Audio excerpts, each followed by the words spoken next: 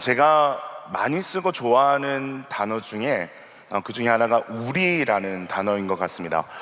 저만 이 단어를 좋아하고 많이 쓸까요? 아마 그렇지는 않을 것 같은데 참 모든 사람들이 많이 쓰고 좋아하는 단어가 이 우리라는 단어인 것 같습니다. 이건 한국 사람들의 정서와도 좀 깊은 어떤 관련이 있는 것 같아요. 자, 영어로는 my mother이 한국어로는 뭐가 됩니까? 내 엄마가 됩니까? 우리 보통 여러분들이 누구한테 여러분의 어머니나 아버지를 소개할 때 내 엄마 이럽니까? 우리 엄마라고 합니까? 우리 엄마라고 하지 않아요? 네, 보통 우리 엄마라고 합니다. 네. 즉 한국 사람에게 우리라는 이 말의 의미는 나를 포함한 다른 사람들을 이렇게 지칭하는 단순한 어떤 숫자적인 개념이 아니라 하나됨의 정서로서의 의미를 가진다라는 것이죠. 자, 저를 따라 한번 해보겠습니다. 우리 마을, 우리 사랑, 우리 목자님, 우리 사랑장님, 우리 목사님. 네, 하나만 더 따라해 봅시다. 우리의 구원. 네. 구원은 사실 우리 개인이 받는 거잖아요. 근데 대체 우리의 구원이란 말이 여러분 개인이 받는 구원이라는 어떤 개념에 여러분 어울릴 수 있는 말일까요? 아마 이 우리 구원이라는 개념이 좀 생소한 분들이 오늘 자리에 있을 것 같아요. 그런데 여러분 오늘 말씀을 보면요, 개인의 구원이 아니라 우리가 함께 이루어야 가야 할 구원을 이야기하고 있다라는 것을 발견할 수 있습니다. 우리 빌립보서 2장 12절 말씀, 우리 아까 읽었던 12절 말씀 같이 한번 읽어볼까요? 시작.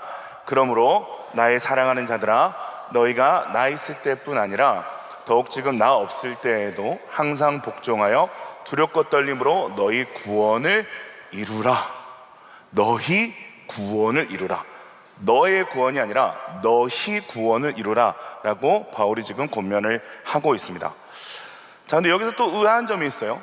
개인적인 구원이 아니라 어떤 공동체적 구원을 이야기하고 있다는 것이 첫 번째 의문점이고, 두 번째 의문점이 있습니다. 여러분에게 한번 질문해 볼게요. 여러분들 얼마나 여러분의 신앙에 대해 잘 알고 있는지. 여러분, 우리가 우리의 힘으로 구원을 이룰 수 있습니까? 없습니까? 자, 이룰 수 있다. 자, 이룰 수 있다라고 말하면 손을 아무도 안 들 것 같은데, 그 구원에 우리가 조금이라도 기여할 수 있다. 내 구원에 대해서 내가 조금이라도 공로를 세울 수 있다. 이바지할 수 있다. 손 한번 들어봅시다. 이제 좀 눈치 좀 몇 명 드셨어요, 그죠? 근데 여러분, 성경이 말하는 우리 장로교 신학이 말하는 여러분 구원은요, 100% 하나님의 주권으로만 이루어진다.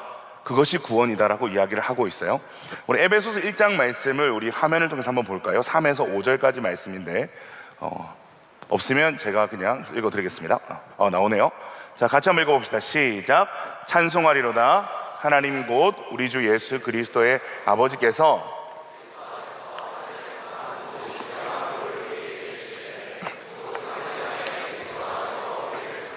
우리로 사랑 안에서 그 앞에 거룩하고 흠이 없게 하시려고 그 기쁘신 뜻대로 우리를 예정하사 예수 그리스도를 말미암아 자기의 아들들이 되게 하셨으니 아멘. 창세 전부터 그리스도 안에서 우리의 구원을 하나님께서 기쁘신 뜻을 가지고 예정하셨다라고 말씀하십니다. 그리고 자기의 아들들이 되게 하셨다, 그 구원까지도 이루셨다라고 말씀을 하시는 거죠. 여러분, 창세전에 여러분이 존재하기도 전에 이미 정해진 구원입니다. 네. 그렇기 때문에 우리가 이 구원에 무언가를 기여할 수는 없습니다. 네. 구원은 전적으로 하나님 편에서 시작되었고 하나님 편에서 이루어 가시는 것이 구원입니다. 우리가 이 구원을 받기 위해서 한 건 사실 아무것도 없습니다. 그렇기 때문에 하나님으로 받은 이 구원을 우리가 다른 말로 뭐라고 하느냐? 은혜라고 하는 겁니다. 은혜라고 하는 겁니다. 야, 우리의 이 구원이 나의 어떤 공로가 아니라 전적인 하나님의 은혜구나. 여러분, 내 편에서 조금이라도 기여한 것이 있으면 이건 은혜라고 말할 수 없어요. 보상이라고 말하는 겁니다. 50%를 여러분들이 기여를 했던, 0.01%를 기여를 했던 여러분들이 기여한 게 있으면 보상의 크고 작음은 이야기할 수 있어도 그것을 은혜라고 이야기하지는 않습니다. 내 편에서 한 것이 전혀 없기 때문에 이 구원은 하나님의 은혜다라고 우리가 말을 하는 거죠. 이것이 사도 바울이 계속해서 이야기하는 구원론입니다. 구원은 전적인 하나님의 은혜야. 우리의 편에서 이룰 수 없는 거야. 기여할 수 없는 거야. 구원은 전적인 하나님의 은혜야. 이렇게 주구장창 주장하고 가르쳤던 바울이 지금 빌립보 교회에 편지를 하면서 뭔가 좀 구원에 대해서 다른 이야기를 하고 있는 것 같습니다. 에베소서도 바울이 쓴 서신이거든요. 하나님께서 창세전부터 계획하시고 이뤄가시는 게 구원이다. 하나님이 전적으로 이루시는 것이 구원이다라고 이야기를 했는데, 지금 바울이 빌립보 교인들에게 뭐라고 얘기하고 있는 거예요? 두렵고 떨림으로 너희 구원을 뭐하라? 이루라. 마치 이 구원이 완성되는 그 일들이 우리의 어떤 노력에 있는 것처럼 사도 바울이 지금 이야기를 하고 있는 것 같습니다. 자, 이것에 대해서 좀 여러분에게 좀 풀어드려야겠죠. 자, 이것에 대해 좀 어렵게 먼저 설명을 좀 드리겠습니다. 좀 어렵게 설명을 하면, 구원이란 100% 하나님의 주권이면서도 100% 인간의 책임이 만나서 이루어가는 것이기 때문에 그렇습니다. 이해가 안 될 거예요. 한 번에 잘 이해가 안 되는 정의입니다. 우리가 통상적으로 사실 사용하고 있는 개념이 아니기 때문에 그렇습니다. 하나님 쪽에서의 100%와 우리 쪽의 어떤 그 책임 100%가 만나서 구원을 이룬다? 이게 대체 어떤 수학적 어떤 공식이 성립을 하는 거죠? 네. 이해할 수 없는 어떤 개념인 거죠. 이 어려운 말을 이번에 쉽게 좀 이해해 드리겠습니다. 설명해 드릴게요. 이것을 좀 쉽게 이해하려면 이루다라는 단어의 원어를 좀 찾아보면 됩니다. 너희 구원을 이루라 할 때 이루다라는 이 단어의 원어를 좀 찾아보면 되는데, 여기서 이루라라는 단어의 원형은 카테르 가조마이라는 단어인데, 이 카테르 가조마이는 단순히 무언가를 이루다, 어떤 수고를 하다가 아니라 철저히 작업해서 어떠한 결과물을 끝까지 완성해내는 것을 강조하는 단어가 카테르 가조마이라는 단어입니다. 이 단어가 고대 그리스 작가들의 어떤 문헌을 보면 이렇게 사용되는데, 광부들이 광산에서 이 광물을 캐고 정제해서 최종적으로 유용한 형태로 만들어내는 그 수고를 묘사할 때 이 카테르 가조마이라는 단어를 사용을 합니다.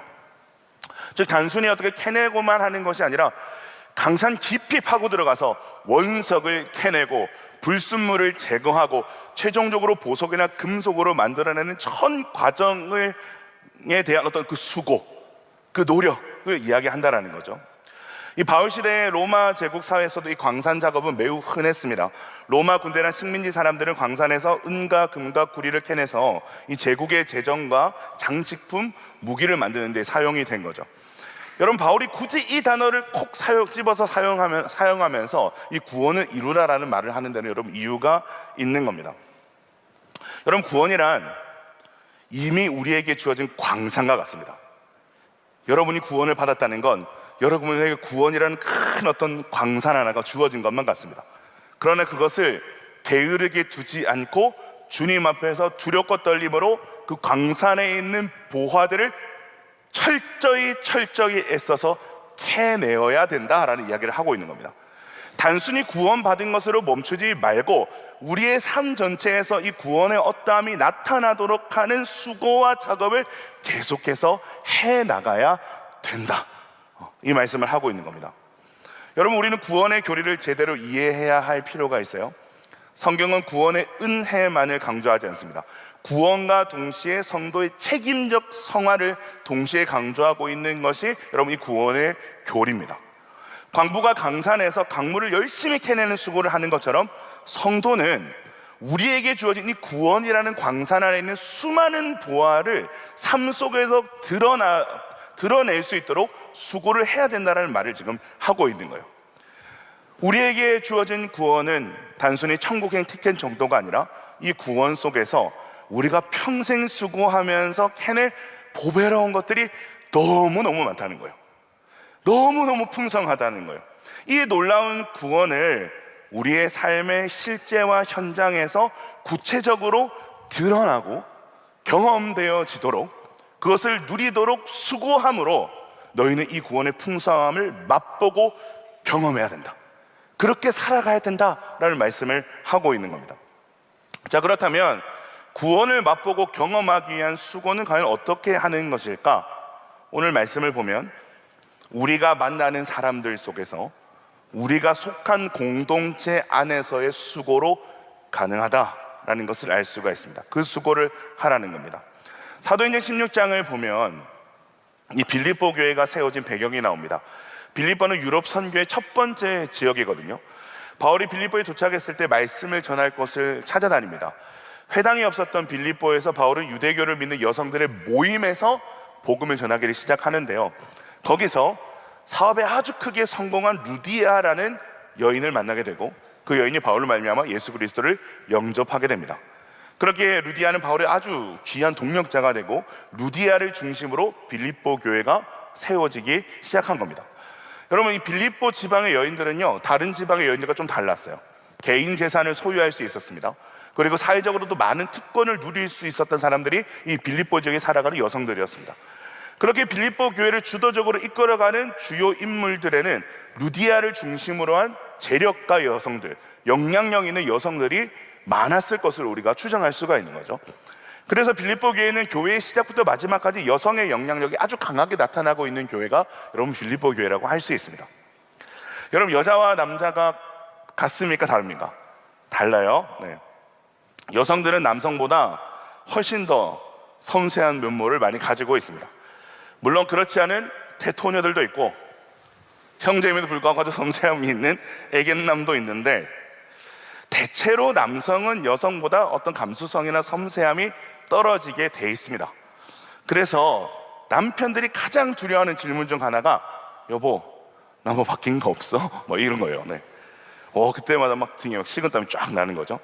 뭐 이런 등등의 일들로, 뭐 섬세함과 뭐 여러 가지 어떤 감수성이 부족한 일들로 남자들이 혼이 많이 납니다. 혼나면 뭘 해야 되죠? 사과를 해야 됩니다. 싸우면 안 돼요. 혼이 나면 사과를 해야 되는 거예요. 근데 이 사과를 잘 해야 돼요. 제대로 사과하지 않으면 더 곤란한 질문을 맞닥뜨리게 됩니다. 진짜 미안한 게 맞아? 마음에 안 와닿는데? 이런 말과 함께 더 혼나는 어떤 재앙이 닥치게 되는데, 뭐 저희 아내가 그렇다는 것이 아니라 대체로 다 그렇다고 하더라고요. 저희 부부는 그렇지 않아요, 여러분. 네. 도대체 그러면 왜 남자는 이렇게 섬세하지 못하고 단순한 것일까?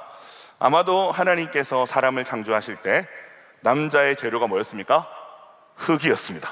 네. 여자는 뭘로 만드셨죠? 갈비뼈로 만들었습니다. 네. 본차이나, 그죠? 흙으로 만든 우리보다 훨씬 더 고급 재료로 만들어졌기 때문에 남성보다 섬세하면서도 복잡한 어떤 생각의 구조, 감정의 구조를 가지고 있는 것은 아닐까? 실제로 하나님께서 아담에게 하와를 보내주실 때에 사용하신 그 단어를 보면 돕는 배필이라는 단어를 사용을 하시죠.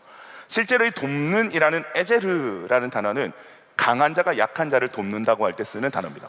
하나님이 이스라엘을 돕고 구원하실 때 쓰시는 단어가 이 에제르라는 말이거든요. 어쨌든 그러한 여성들이 주축이 된 교회가 여러분 빌립보 교회라는 겁니다.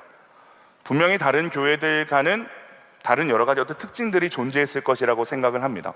당시 여성들이 가졌던 사회적 지위, 여러 가지 어떤 섬세함에서 나오는 갈등들, 복잡한 사정으로 관계에 어려움이 많았던 교회였던 것 같아요. 관계에 어려움이 많았던 것 같아요, 내용을 보면. 근데 빌립보 교회가 진짜 좋은 교회였어요, 여러분.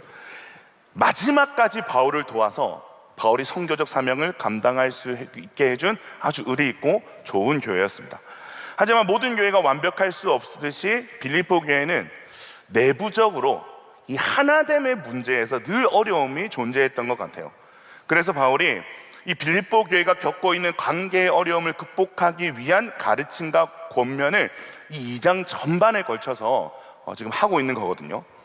3절과 14절을 한번 봅시다. 먼저 3절을 보면 아무 일에나 다툼이나 허영으로 하지 말고, 우리 14절을 보면 모든 일을 원망과 시비가 없이 하라라고 되어 있습니다. 바울이 왜 이런 말을 하는 겁니까? 다툼과 허영으로 하는 일, 원망과 시비로 문제가 있었던 그런 사건들이 많았다라는 겁니다. 허영이 뭐죠? 자기 분수에 넘치는 필요 이상의 어떤 거칠애를 말합니다. 자기를 지나치게 드러내고자 한다는 거죠. 그래서 다투고 원망하고 시비가 붙고 그런 어떤 관계에 여러 가지 어려움들이 있었다는 겁니다. 근데 여러분, 다툼이나 허영이나 이기심이나 원망이나 시비나 다 다른 모습 같은데 뿌리는 동일합니다. 어떤 뿌리일까요? 자기중심성입니다. 자기중심성이라는 동일한 뿌리를 갖고 있어요. 이 자기중심성이 다툼, 허영, 이기심, 원망, 시비하는 일들로 드러날 뿐입니다. 자, 그런데 여러분, 이것들이 외부로 드러나지 않으면 여러분 괜찮은 걸까요? 외부로 드러나지 않으면 괜찮은 걸까요? 아니요. 외부로 드러나지 않는 게 더 어렵습니다. 자기 중심성이 드러나진 않지만 내면에 충만하게 존재할 때 어떤 일이 일어나느냐? 무관심, 냉담함, 외식이 일어나는 거예요. 제가 좋아하는 외식 말고 거칠에 이중적인 모습. 드러나면 다뤄질 수 있습니다. 근데 드러나지 않으면 다뤄질 수도 없는 거예요. 바울은 지금 이 모든 것을 버리라고 권면을 하고 있는 거죠. 이것을 버리는 수고가 무엇을 이루는 수고다? 구원을 이루는 수고다 라고 바울이 이야기를 하고 있는 겁니다. 자, 근데 바울의 권면은 여기서 멈추지 않습니다. 무언가를 하지 말라는 데서 멈추지 않아요.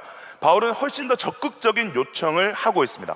2절에 보면 마음을 같이하여 같은 사랑을 가지고 뜻을 합하여 한 마음을 품는 것을 얘기하고, 3절에 보면 나보다 남을 더 낮게 여기는 것을 권면하고 있고, 4절에 보면 나의 일만 돌보는 것이 아니라 각각 다른 사람들의 일도 내 일처럼, 내가 내 삶의 일들에 마음을 쏟는 것처럼 다른 사람의 일도 함께 돌아봐줘라 라고 이야기를 하고 있습니다.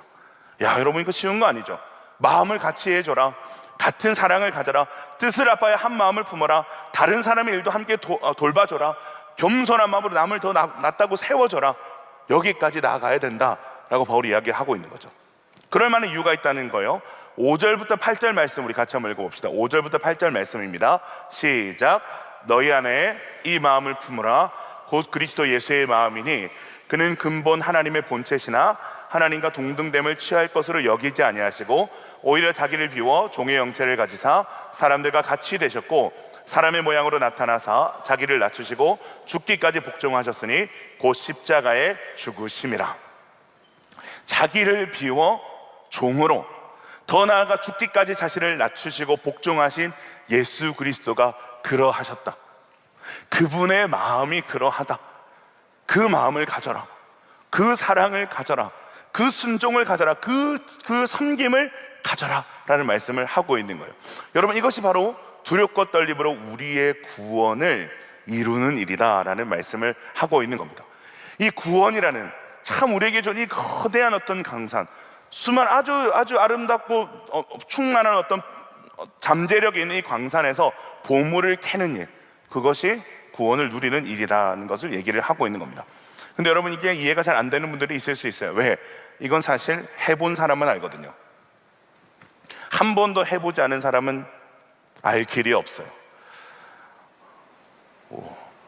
여러분, 원수를 사랑하려고 한번 생각해 보세요. 지금 여러분 머릿속에 제일 미운 사람을 한번 사랑하려고 여러분 한번 생각을 해봅시다. 떠올렸어요? 떠올렸습니까? 네. 다들 원수가 있는 표정이에요. 네. 행동 말고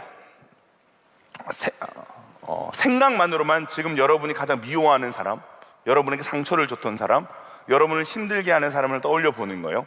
그리고 그 사람을 사랑하겠다고 결단해 보세요. 오늘부터 그 사람을 사랑하겠다고 결단해 보십시오. 마음이 잘 움직입니까? 움직이지 않습니까?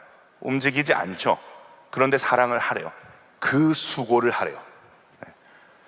우리가 그 수고를 할 때 뭘 알게 될까요? 우리가 사랑하기 너무나 어려운 그 사람을 사랑하는 수고를 할 때 우리가 뭘 알게 될까요? 하나님과 원수되었던 우리를 사랑하신 하나님의 사랑이 얼마나 대단한지를 알게 되는 거예요. 내가 받은 사랑이 이렇게 어려운 사랑이었구나, 이렇게 대단한 사랑이었구나라는 걸 우리가 알게 되는 거예요. 우리가 구원을 이뤄가는 수고로 구원의 보화를 발견하는 거예요. 나를 사랑하신 하나님의 사랑이 얼마나 위대한지 그 보화를 발견하게 되는 거죠. 왼뺨을 맞으면 오른뺨을 치는 게 아니라 뭐라고 합니까? 돌려대라. 여기도 때려줘, 이렇게 돌려대라고 얘기를 합니다. 마음 같으면 왼뺨 맞으면 오른뺨 왼뺨 왕복으로 한 3번 정도 쳐가지고 돌려주고 싶은데 내 뺨을 또 돌려대래요. 야, 여러분, 이거 억울해서 어떻게 그렇게 합니까? 억울하잖아요, 그죠? 그런데 그런 수고를 할 때 여러분 뭘 알게 될까요? 그런 수고를 할 때 뭘 알게 될까요? 아무런 죄 없이 십자가 지고 가시며 침뱉음과 채찍질 당하신 예수의 그 인내, 예수의 그 오래 참으심을 우리가 알게 되는 겁니다. 구원의 보화를 발견하는 겁니다. 캐내는 겁니다.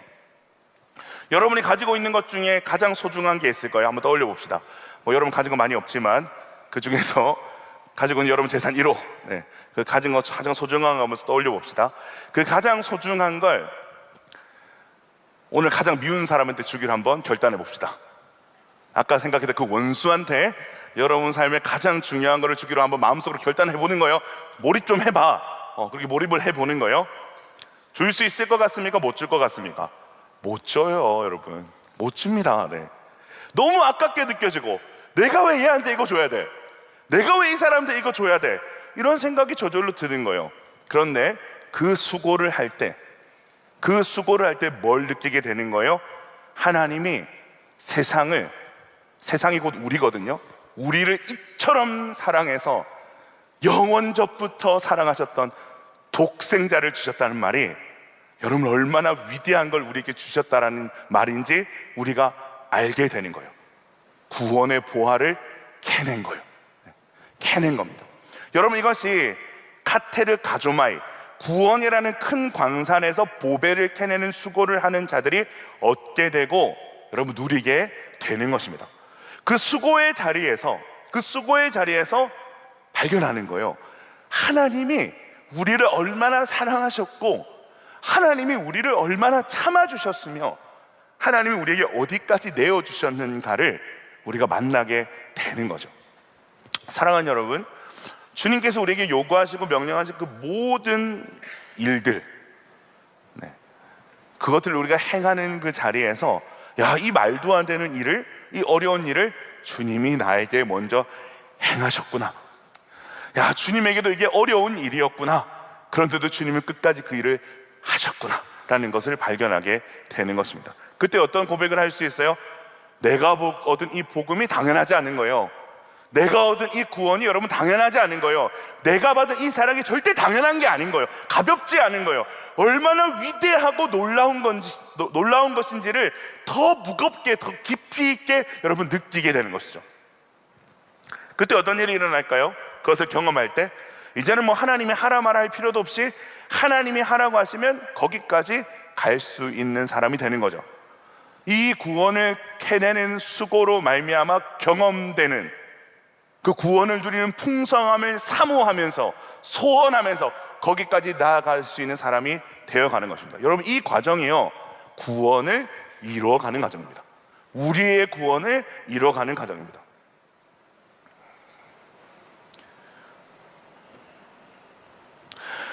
우리의 삶에 이런 수고가 없고 이런 동기조차 없다면, 오늘 바울이 빌립보 교회의 성도들에게 이야기하고 있는 것처럼, 편지한 것처럼 우리는 두렵고 떨림으로 우리의 구원에 대해서 여러분 다시 한번 생각해 봐야 됩니다.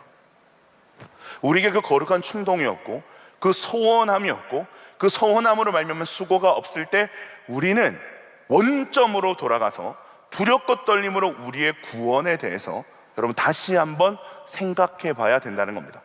여러분께 묻고 싶습니다. 여러분은 사랑할 이유가 있습니까? 내가 사랑하기 편한 사람들 말고요, 정말 사랑하기 어려운 사람들을 사랑할 이유가 있습니까? 있으신 분들 아멘 하십시오. 다시 한번 묻겠습니다. 여러분들은 사랑할 이유가 있습니까? 용납할 이유가 있습니까? 참아주고 기다려주고 소망해줄 이유가 있습니까? 참 내 인생도 빠듯하고 바쁜데 누군가를 돌보고 나눌 이유가 있습니까? 이 이유, 이것에 대한 답이 여러분 뭐가 돼야 되는 거죠? 내 안에 계신 예수 그리스도가 돼야 되는 거예요. 내가 받은 구원이 돼야 되는 거예요.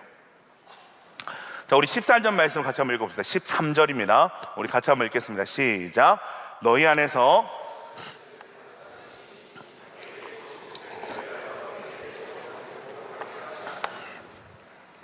한글 성경에는 표기되어 있지 않지만 원문을 보면 13절은 왜냐하면으로 시작을 합니다. 인과관계가 있다는 거죠. 우리가 두렵고 떨림으로 구원을 이루게끔 하는 분이 우리 안에 계신다. 그 수고를 기쁨으로 소원으로 행하게끔 하시는 분이 우리 안에 계신다. 여기서 행하게 하신다, 행하신다라는 단어는 에네르게오라는 단어입니다. 우리 이제 일본 단계성경 가잖아요. 에네르기파 뭐 이런 거 있잖아요. 그거 원래 영어로 하면 뭡니까? 에너지잖아요. 네, 이 영어 에너지와 같은 뜻입니다. 시제를 보면 단회적인 것이 아니라 지속적으로 힘을 발휘한다라는 어떤 시제를 가지고 있습니다. 그런 의미를 가지고 있어요. 즉 하나님께서 우리 안에서 단회적으로가 아니라 지속적으로 구원을 이루는 삶을 살도록 하는 힘을 계속해서 불어넣어 주신다. 그렇게 살게끔 하신다. 제가 며칠 전 하트 때 사도행전이 왜 복음서 바로 뒤에 있다라고 했습니까? 기록된 연대와 시기랑은 맞지 않잖아요. 근데 왜 복음서 바로 뒤에 여러분 사도행전이 놓여져 있습니까? 우리가 만난 복음, 여러분 우리 안에 있는 이 복음은 반드시 우리를 움직이게 하기 때문에 그렇습니다. 네. 멈춰 있을 수가 없어요. 복음은 정체될 수가 없어요. 복음은 반드시 우리를 움직이게 하기 때문에 복음서 뒤에 사도행전이 있는 거예요. 오늘 이 말씀이 그것을 보여주는 거 아닙니까? 너희에게 소원을 두고 뭘 하게 하시나니? 행하게 하시나니. 행하게 하신대요. 에네르게요. 엄청난 힘으로, 엄청난 충동으로 계속해서 이것들을 행하게 하신대요. 우리에게 찾아오신 성령께서 계속해서 우리에게 이 일들을 하시게끔 하시는 거예요. 인간적으로 생각하면 다 포기하고 싶죠. 손절하고 싶죠. 그런데 주님이 계속해서 내 안에 사랑할 힘을 주시고 품을 힘을 주시고 용서 용납할 힘을 주시고 그러할 당위성을 허락하여 주시고, 그것이 뭐다? 우리가 구원받은 백성의 증거라는 겁니다. 여러분, 구원받은 백성의 증거가 여기 있다라는 거예요. 그렇기 때문에 우리는 두렵고 떨림으로 구원을 이뤄가는 수고에 대한 소원함과 힘이 우리 안에 있는지, 우리의 삶에 있는지를 우리는 날마다 두려움으로 떨림으로 확인하면서 나아가야 된다는 것입니다. 자, 사실 그렇기 때문에 여러분 주위에 여러분을 힘들게 하는, 참 내 마음에 들지 않는 참 꼴사나운 선수가 있다. 우리가 금쪽이 말고 선수라고 표현하기로 했잖아요. 여러분, 이건 하나님 앞에 원망할 일이 아니라 하나님 앞에 감사할 일이 되는 겁니다. 하나님께서 이 선수를 통해서 구원의 보화를 캐낼 수 있도록 해주시는 거죠. 나를 향한 예수 그리스도의 사랑, 용납, 인내, 소망을 이 선수를 통해서 더 깊이 확인하면서 구원을 풍성하게끔, 그렇게 풍성하게 누리게끔 붙여주신 사람이 바로 그 사람인 겁니다. 여러분, 세상에 다 맞는 사람이 어디 있어요? 하나부터 열까지 맞는 사람은 없어요.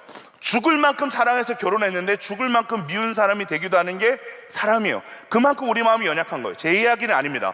거듭 말씀드리지만 저는 여전히 저희 아내를 죽을 만큼 사랑합니다. 네. 어제까지 너무너무 믿고 의지하던 사람이 오늘 나에게 가장 큰 상처를 줄 수 있는 사람이 될 수 있는 거예요. 여러분 경험해 봤잖아요. 여러분, 우리는 그런 다 연약한 죄인들입니다. 그렇기 때문에 갈등하고 상처받고 상처 주고 정죄하고 하는 게 어쩌면 우리의 관계 속에서 당연하게 일어나는 여러분 일일 수밖에 없는 거예요. 그런데 똑같이 죄인들이 모인 여러분 공동체라서 갈등하고 상처받고 상처 주고 정죄하고 뭐 이런 일들이 당연한데, 근데 이 이후부터 다른 게임이 시작되는 거예요. 이거는 세상과 비슷한데 이 이후로부터 다른 게임이 시작되는 거예요. 우리 안에 복음이 없으면, 우리 안에 착한 일을 시작하실 주님이 없으면 갈등하고 상처받고 상처 주고 정죄하고 여기서 끝입니다. 그냥 상처투성이 돼서 관계 다 박살나고 손절하고 남남되고 끝인 겁니다. 그런데 우리 안에 성령이 있고 우리가 그리스도를 말미암은 그 말도 안 되는 놀라운 구원의 은혜가 우리 안에 있다면 우리는 상처받고 상처 주고 정죄하고 하는 것에서 멈출 수 없는 거예요. 여기서 끝! 너 나한테 이런 상처 줬으니까 여기서 끝! 이렇게 얘기할 수가 없는 겁니다. 아무도 그렇게 얘기할 수가 없는 겁니다. 우리 안에 구원이 있다면. 우리에게 착한 일을 시작하신 주님으로 말미암아 그 에네르게요, 그 엄청난 힘, 계속해서 우리 안에 힘을 주시고 이끌어 가시는 주님으로 말미암아 다시 한번 겸손하게 낮아져서 각각 자기보다 남을 낮게 여기고 높여준다는 거죠. 내 부족함을 인정하고 그 상대방을 높여준다는 거죠. 각각 자기 일을 돌볼 분대로 다른 사람들 일을 돌보아주고 죽기까지 품고 사랑하고 소망하고 기대하는 일을 우리 안에 있는 그리스도를 말미암아 우리는 하게 될 것입니다. 그런데 놀라운 사실이 뭡니까? 이게 믿지는 장사가 아니라는 거죠.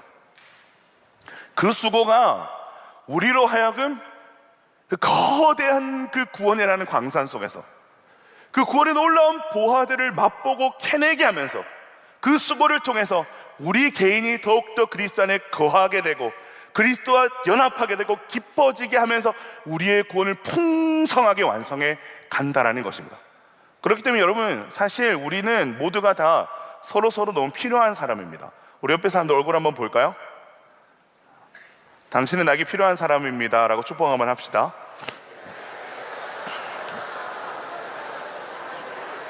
이렇게도 한번 인사합시다. 나도 당신에게 필요한 사람입니다. 다시 한번 인사합니다. 평생 갑시다. 네. 한 번 더. 지지고 볶아도 평생 갑시다. 네.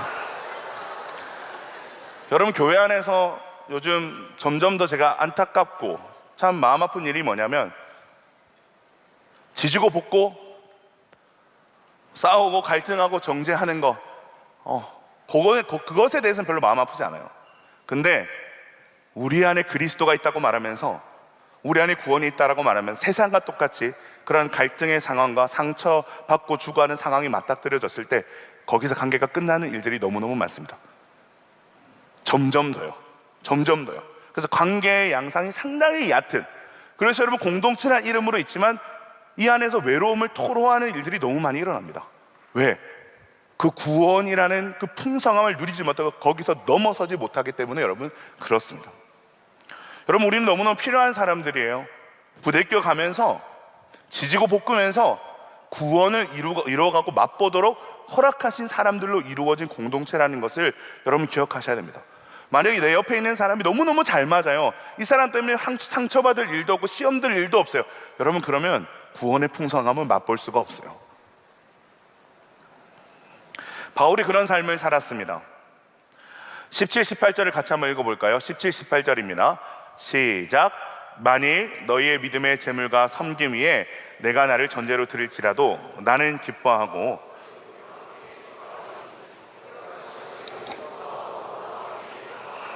야, 이 짧은 구절에 기뻐하란 말이 몇 번 나올까요? 한 4번 정도 나오는 것 같아요. 여러분, 지금 바울의 상황이 어떤 상황일까요? 이 빌립보서를 쓸 당시에 이 전도 여행의 마지막 자락에 감옥에 갇혀서 오늘 죽을지 내일 죽을지 그것을 사실 장담할 수 없는 상황입니다. 그런데 바울은 여기서 믿음의 재물 위에 전제로, 제사의 일종입니다. 전제로 자신을 지금 표현하고 있습니다.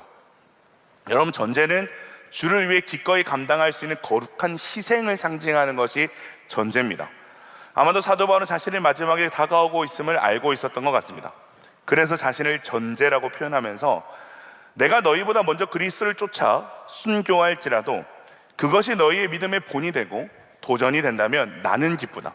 너희를 향한 나의 사랑이, 너희를 향한 나의 희생이 너희가 다시 한번 연합하고 사랑할 수 있는 계기가 된다면 나는 기쁘다. 너희도 나를 본받아서 너희가 서로 그렇게 사랑하면서 이 기쁨을 누릴 수만 있다면 나는 기쁘다 라고 바울이 이야기를 하고 있는 겁니다. 여러분, 또한 전제는 풍성함을 뜻합니다. 제사를 더욱더 향기롭게 하는 것, 풍성하게 하는 것이 여러분 전제입니다.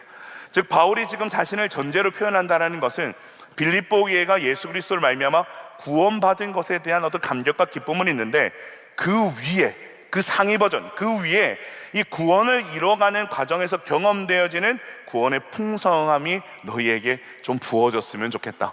그것이 너희에게도 좀 경험되어졌으면 좋겠다라는 어떤 바울의 소원함을 이야기하고 있는 겁니다. 구원이라는 큰 광산에서 광물을 캐내는 수고를 하면서 얻어지는 놀라운 이 풍성함과 기쁨, 그것들 너희가 좀 누렸으면 좋겠다 라고 바울이 이야기를 하고 있는 거죠. 말씀을 정리하고자 합니다. 사랑하는 청년 여러분, 우리가 우리를 구원하신 예수 그리스도를 쫓아 고난을 받고 죽기까지 나아갈 수 있다는 것, 그분을 본받아 서로 사랑하며 섬길 수 있다는 것, 주님과 함께 우리가 받은 구원을 완성해 나갈 수 있다는 것, 어려운 일입니다. 진짜 어려워요, 여러분. 수고로운 것도 많습니다. 그런데 이 수고는요, 장차 우리가 누리게 될 구원의 풍성함, 구원의 영광과는 비교할 수가 없습니다. 이 수고는 그 구원의 영광, 풍성함과는 여러분 비교할 수가 없어요. 바울이 지금 우리에게 이 구원의 풍성함을 함께 좀 누리면 어떻겠니? 라고 도전을 하고 있는 겁니다. 너희도 이제 너희의 구원을 좀 이뤄가면 어떻겠니? 우리의 구원을 함께 이뤄가면 좀 어떻겠니? 사랑하는 동역자 여러분, 여러분은 구원을 이뤄가고 있습니까?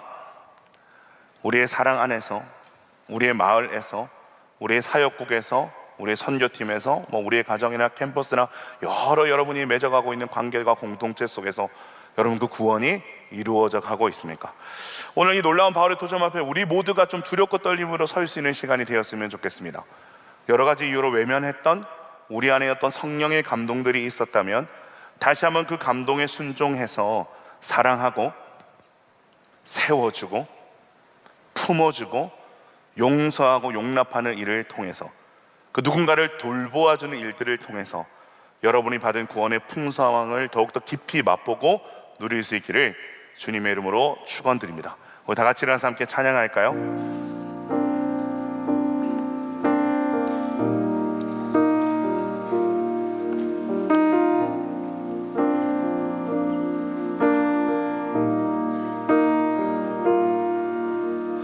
이 시간 우리 찬양할 때 좀 마을끼리 공동체별로 같이 손을 잡고 찬양했으면 좋겠습니다. 동그랗게 좀 원을 그려도 좋고요. 한 사람도 소외되지 않게 마을별로 우리가 같이 손을 잡고 서로 얼굴을 마주하면서 우리가 좀 이 찬양을 불렀으면 좋겠습니다. 네, 우리 싱어들은 안 잡으셔도 돼요.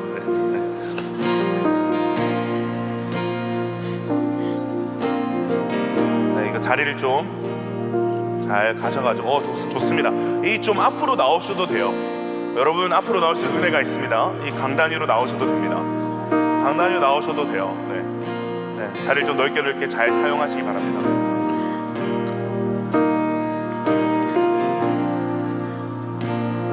제가 좀 기다려 드리겠습니다. 모두가 다 손을 잡고 서로가 서로의 얼굴을 볼 수 있을 만한 자리가 될 때까지 좀 기다리겠습니다. 웬만하면 타원형 말고 원형이었으면 좋겠어요. 사각지대 없도록.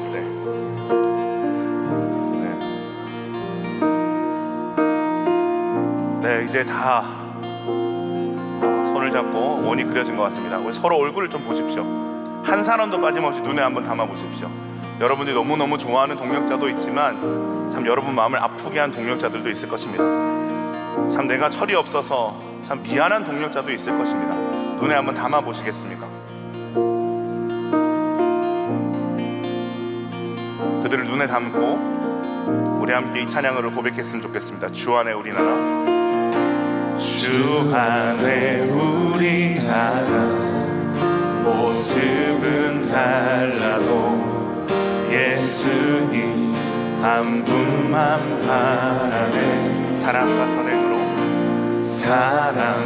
선행으로 서로를 눈 감지 마세요. 따스함으로 보듬어가니 주님 우리 안에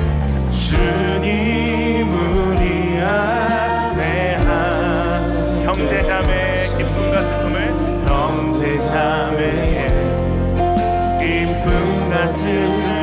느끼네. 내 안에 있는 주님 모습 보네. 그분 기뻐하시네.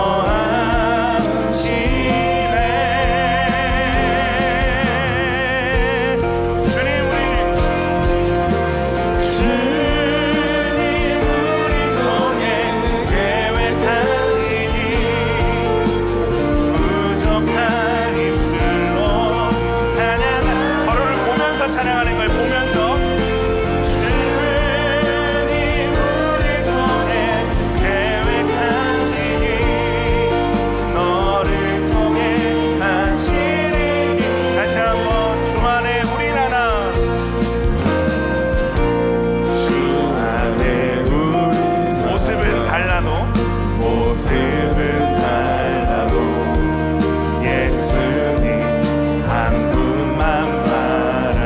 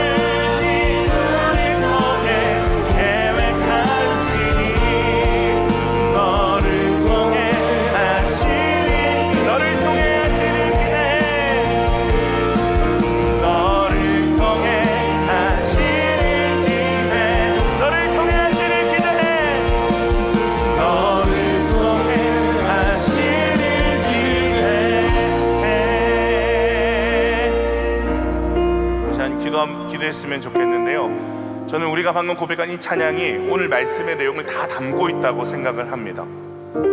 주 안에 우린 하나, 모습은 달라도. 야, 여러분 놀랍지 않습니까? 모습이 다 달라요. 근데 주 안에 우리는 하나래요. 왜 하나가 될 수 있느냐? 예수님 한 분만 바라네. 다 다른데 예수님 한 분을 바라기 때문에 우리는 하나라는 겁니다. 그때 어떤 일이 일어나는 겁니까? 사랑과 선행으로 서로를 격려하고 따스함으로 보듬어가고, 정말 소망할 것이 보이지 않는 가운데서도 우리를 하나 되게 하신 그리스도 때문에 주님이 우리를 통해서 계획하신 일들, 그 사람을 통해서, 너를 통해서 하실 일들을 기대하는 것. 모습이 다 다르대요, 여러분. 생김새도, 생각하는 것도, 말하는 것도, 행동하는 것도 다 다르대요. 그래서 어려울 수 있대요. 갈등할 수 있대요. 다툴 수도 있대요. 낙심할 수도 있고, 상처를 받을 수도 있고, 상처를 줄 수도 있대요. 그런데 우리가 하나 될 수 있는 방법이 존재한다고 말하고 있습니다. 예수님 한 분만 바랄 때 여러분 답은 명확해지는 겁니다. 우리가 하나 될 수 있는 답은 하나밖에 없어요. 예수님 한 분만 바랄 때, 그때 사랑과 선행으로, 따스함으로 서로를 보듬고 격려할 수 있게 되는 겁니다. 저는 우리가 여기까지 좀 나아갔으면 좋겠어요. 상처 주고 상처 받은 데서 멈추지 말고, 아, 우리 서로 너무 안 맞네, 너무 갈등이 반복돼서 지쳐서 그냥 마음속으로 그 사람을 밀어낸 데서 멈추지 말고, 주 안에 우리 하나, 예수 그리스도께서 나아가게 하는 데까지 우리가 서로를 향해서 기대하고 나아가는 공동체가 되었으면 좋겠어요. 여러분, 잘못된 이상을 내려놓으세요. 우리의 본질은 죄인이에요. 상처 주고 상처받고 지지고 볶는 일이 당연하게 일어나는 것입니다. 그러나 이 죄인들을 은혜로 구원하신 예수님 한 분을 바랄 때 우리는 더 나아갈 수 있게 되는 것입니다. 그곳에서 더 나아가서 사랑하고 선을 베풀고 한 번 더 따뜻하게 보듬어가고, 그러면서 뭘 확인하는 거예요? 내 안에 그리스도가 계시고 네 안에도 그리스도가 계시고 우리 안에도 그리스도가 계시는구나.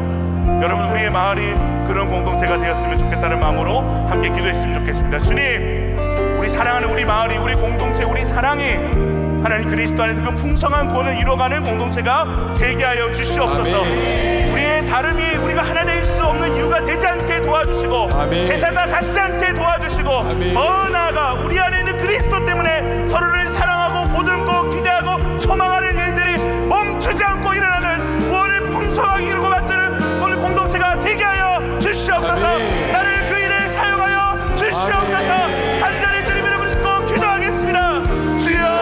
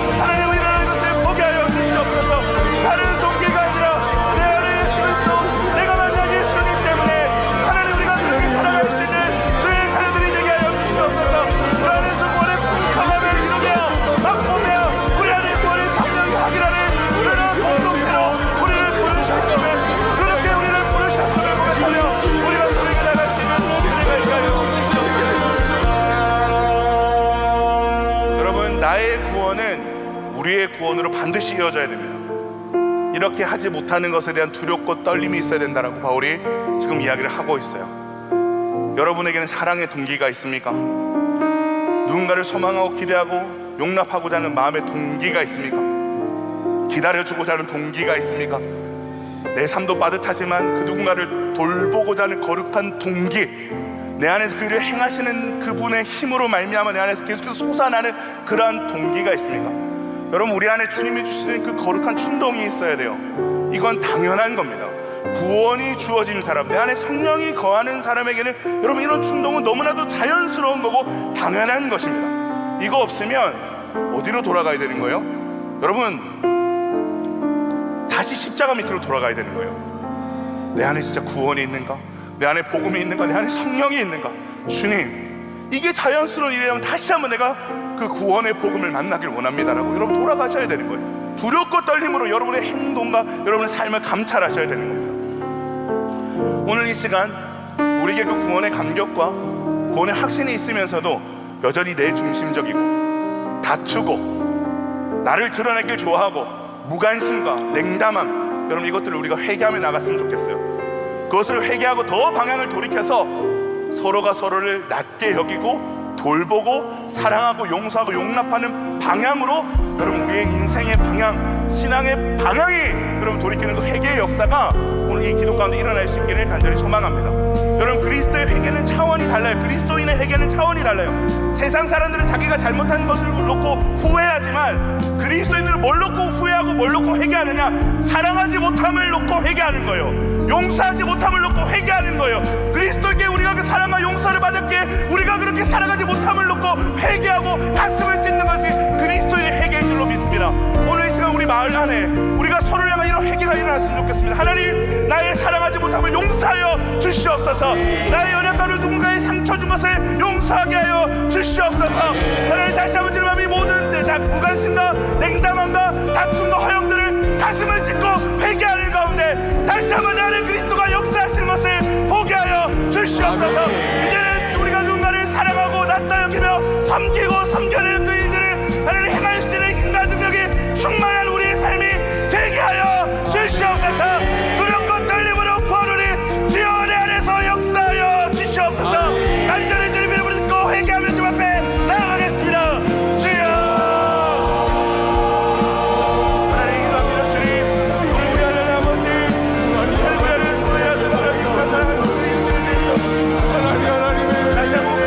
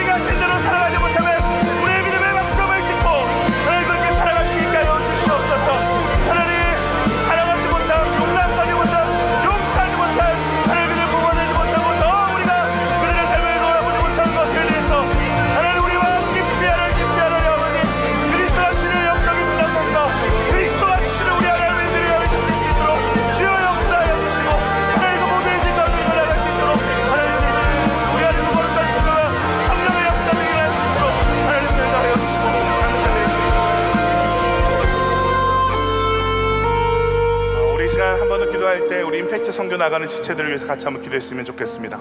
말 안에 혹시 선교 나가는 지체들이 있다면 좀 가운데로 오시겠어요? 우리 동그랗게 있는데 좀 가운데로 우리 선교 간 지체들 좀 좀 가운데로 오게 하고 우리 그들에게 손을 얹어서 기도했으면 좋겠습니다.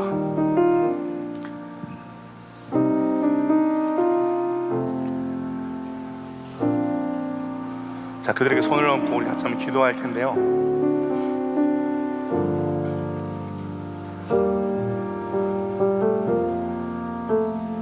마을 모두가 좀 손을 얹으시는 자리가 아니라면 그 사랑에서 옆에 있는 어떤 3, 4, 5 모여있는 분들께서 좀 손을 얹어서 같이 기도했으면 좋겠어요.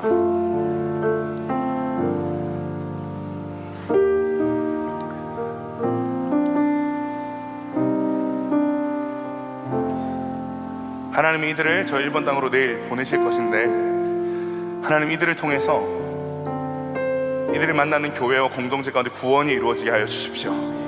먼저 이들이 속한 팀 안에서 구원을 이루는 일들, 다툼이나 허영으로 하지 않고 서로를 낫다 여기고 돌보아주고 사랑하는 일들이 충만하게 나타나서 언어가 다르고 문화가 다르지만 보여지는 그리스도인의 어떤 공동체의 모습을 통해서 뿜어져 나오는 그리스도의 향기를 통해서 우리 안에 그리스도가 계심이 보여지고 증거되는 하나님의 팀들이 되게 도와달라고, 그렇게 이들을 사용해달라고 기도하시고, 한 번 더 기도하실 때 이들이 이번 선교를 통해서 진짜 주님을 깊이 만나길 원한다. 진짜 주님이 이들의 인생 가운데 그 놀라운 일들을 계획하고 계시고 이뤄가시는 것을 목도하고 그것을 경험할 수 있는 선교가 되게 하여 주시옵소서. 아멘. 이들의 인생의 완전한 터닝 포인트가 될 수 있도록 하나님 그 모든 가정과 여정 가운데 역사하여 주시고, 아멘. 이들을 주님의 거룩한 통로로 사용하여 주셔서 아멘. 이들이 만나는 영혼 방문하는 교회마다 놀라운 부흥과 회복의 역사가 일어날 수 있도록 이들을 사용하여 주시옵소서. 아멘. 간절히 주님 여러분 듣고 기도하겠습니다. 주여.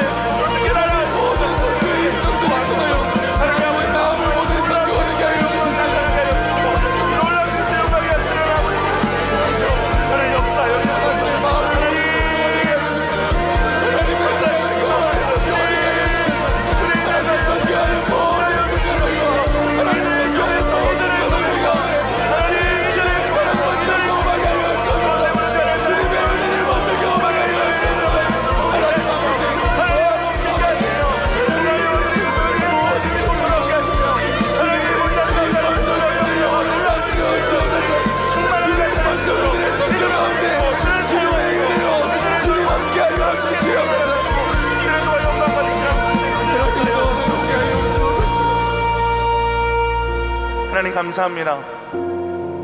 오늘 우리가 이 바울의 말씀 앞에 도전받을 수 있다는 것, 그것이 여러분 얼마나 하나님 감사한 일인지 모르겠습니다. 어느샌가 우리의 구원이 나의 구원으로만 멈춰 있다면, 어떠한 그 구원을 이루는 수고도 하지 않는 거기서 우리가 멈춰 있는, 여전히 자기 중심적인 하나님 구원에서 멈춰 있다면, 하나님 다시 한번 이 말씀으로 우리의 이기적이고 완악하고 굳어있는 마음을 깨뜨려 주시고, 그리스도가 우리에게 보여주셨던 그 사랑, 그리스도가 우리 향해서 품어주셨던 그 마음이 하나님 우리 안에 충만하게 넘쳐날 수 있기를 간절히 소망합니다. 평생을 살아가면서 단순히 우리가 천국 가는 티켓 정도로 구원의 가치를 여기지 아니하고 평생 수고하고 애쓰는 그 일들을 통해서, 야, 이 구원이 얼마나 풍성한지, 우리가 누군가를 사랑하고 용서하고 섬기고 돌보는 일들을 통해서 그리스도가 내게 하신 일이 얼마나 놀랍고 위대한 일인지, 그것을 우리가 받아 누리고 깨달을 수 있는 하나님 우리 모두가 되시길 간절히 소망합니다. 하나님 야베스 공동체가 그런 공동체가 되길 소망합니다. 잘못된 이상을 가지고 어떻게 그리스도인이 그럴 수 있어? 어떻게 교회 공동체가 이럴 수 있어? 잘못된 이상을 가지고 실망하고 돌아서는 것이 아니라, 원래 그럴 수 있지, 우리 모두는 죄인이고 연약한 사람들이니까, 그럼에도 불구하고 우리가 나아갈 지점이 있지, 그리스도께서 우리에게 하신 것처럼 우리가 서로를 사랑하고 용서하는 그 일들, 품어내는 그 일들을 주님 포기하지 않고 내 안에 그 일들이 시작해서 여전히 힘주시고 계시는 그 주님으로 말미암아 그 구원을 이루어 나가는, 그래서 서로가 서로에게 구원을 이룰 수 있는 귀한 어떤 동력자들, 그 모든 인간적인 어떤 감정과 인간적인 상을 뛰어넘는 하나님의 역사와 결속을 이루게 하시는 그 놀라운 현장이 될 수 있는 우리 마을 공동체, 우리 사랑 공동체, 우리 사역국 공동체, 우리 선교팀 공동체가 될 수 있도록 하나님 은혜 더하여 주시옵소서. 포기하지 않길 소망합니다. 그리고 우리 안에 그 두렵고 떨림으로 구원을 이루고자 하는 그 마음이 없다면, 그 수고의 마음이 없다면, 다시 한번 우리가 십자가 복음 앞으로 나아가서 내 안에 진짜 그 복음이 있는지를 주님 앞에 묻고 확인하고 구하는 가운데, 우리 앞에 있는 모든 주님의 사랑하는 청년들이 그 놀라운 구원 안에서 그 구원을 이뤄가는 사람들로 하나님 앞에 쓰임받는 복된 인생 살 수 있도록 하나님 은혜 더하여 주시옵소서. 감사드리며 살아계신 우리 구주 예수님 이름으로 기도드립니다. 아멘.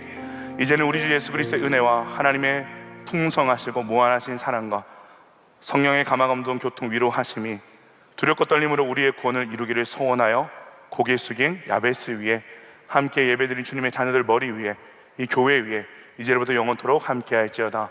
아멘.